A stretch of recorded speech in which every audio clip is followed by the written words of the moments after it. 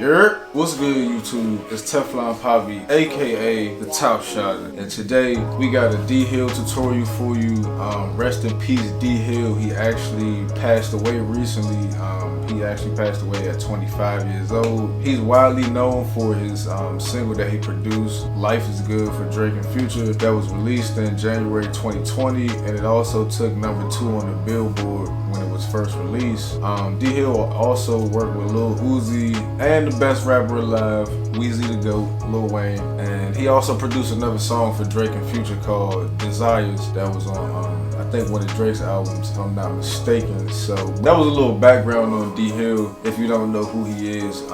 And I'm in love with his music production and the way he structures his beats, the beat switch ups, how simple he keeps it, but how significant he makes it. He also gives the artist a lot of room to do their thing on the song. But before we get into an actual tutorial and the beat breakdown, because I made a beat based, around like "Life Is Good" or something similar to that, but not really the same thing. So I'm gonna show you guys how to make beats in that style. But before we get into that, I need you to like, comment, subscribe, and don't forget to smash that notification button for me, B. I'm about to break down the beat for you. So I originally started with a basic chord pattern that I really didn't like that much. So basically what I did was flip the notes, and then after I flipped the notes, I basically reversed the whole melody. And this is what the beginning melody is going to sound like, and then I'm going to play the hook for you guys, and then I'm going to play the switch up for you guys and tell you what I did at the switch up.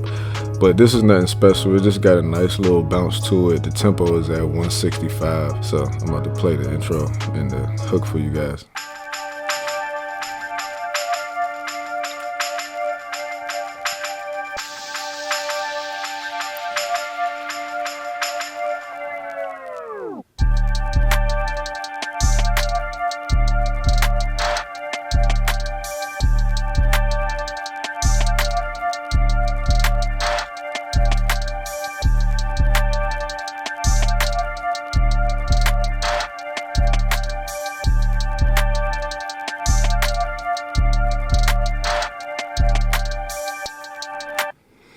Alright, so you can see the beginning part has a nice little bounce to it, real basic chords, real basic 808, real basic clap, but now I'm about to show you where it gets exciting and where I have the breakdown at.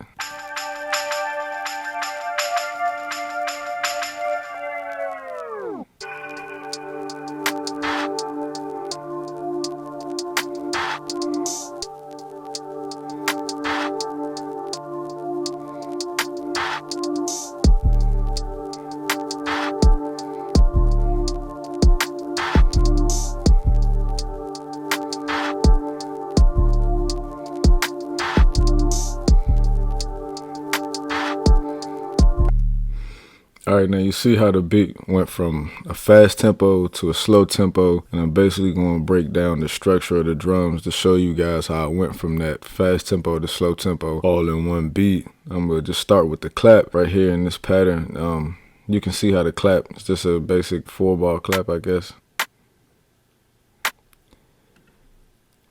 And then the 808 is a real basic pattern.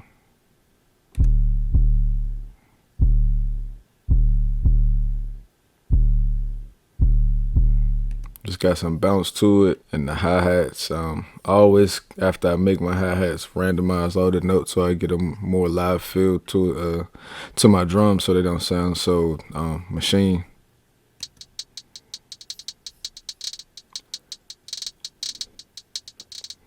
Real basic trap hi-hat, and then nothing special for the drums for real.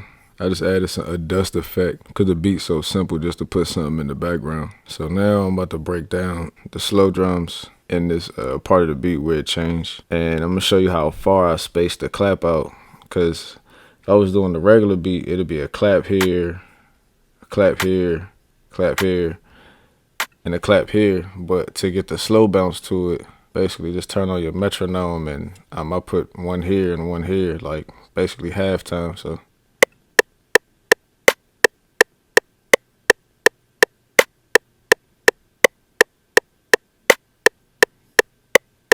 and sometimes you can make And a lot of producers make really slow beats at fast tempos. So then I'm gonna break down the hi-hat for you because I made a different hi-hat, but I also did the same thing where I randomized my notes to get that more live feel.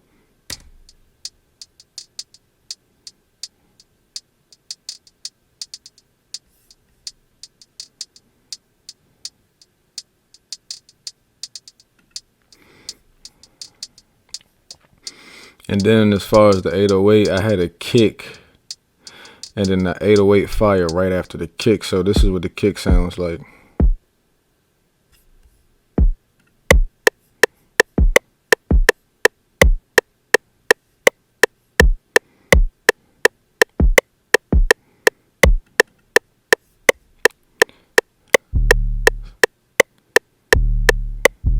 So the 808 sounds off right here, but when you hear it, the 808 sounds off right here, but when you hear the kick and the 808 fire together in the beat, it's all on. So now I'm about to play the whole slow part for you again.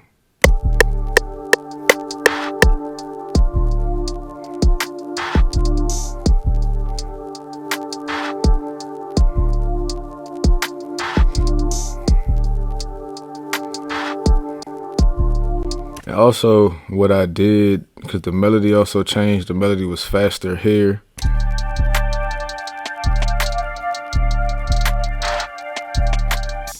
So what I did to the melody was I actually made another one. And what I actually did to the slow melody right here was I just added some halftime so I could get a slower sound, darker sounding melody. And if you don't have the plug-in halftime, you can go use Gross Beat on FL Studio and choose the halftime preset that they already have and put these over your melody. But I basically put halftime on here and just exported it out so it sounds better, and I had that darker feel. So when the beat breaks down, it gives a whole different mood to the beat, because that's what it's all about. When you're switching up the tempos, you also switching up the whole mood of the beat. So I went, from, bouncy and vibey to dark and slow. This is basically my style, my version of, what D.Hill does. So if you want more tutorials like this and more beat breakdowns, like, comment, subscribe, and don't forget to smash that notification button. And you can find this full beat on my website, teflonpoppy.com, and the name of the beat is called Out the Mud.